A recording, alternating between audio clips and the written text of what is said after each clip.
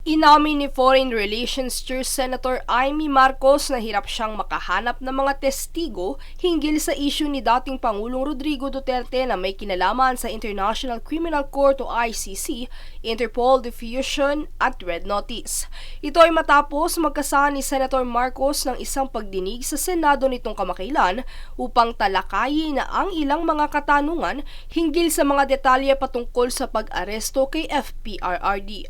Sa ginanap na forum sa Kamuning Bakery Cafe sa Quezon City nitong Sabado, kanyang iginiit na ang investigasyon ay may layuning bumuo ng mga naaangkop at napapanahong batas, partikular sa ilalim ng Komite ng Senado na kanyang kasalukuyang pinamumunuan.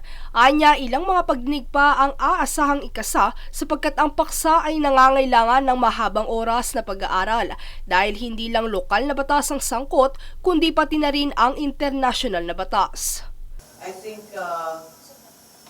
some more study is still required, given that international laws are involved, the Philippine Constitution and the rights of the accused and the Bill of Rights are also involved, as well as many laws that in many cases have never been tried or tested before.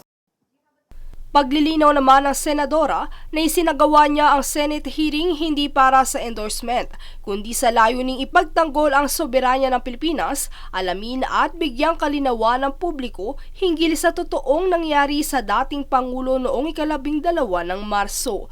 Samantala, umaasa naman si Senator Bongo na maging positibo ang kahinatnan ng pagdinig ng Senado at umaasang mapabalik ang Pangulo sa bansa. Princess Castro nag-uulat para sa Golden Nation Network.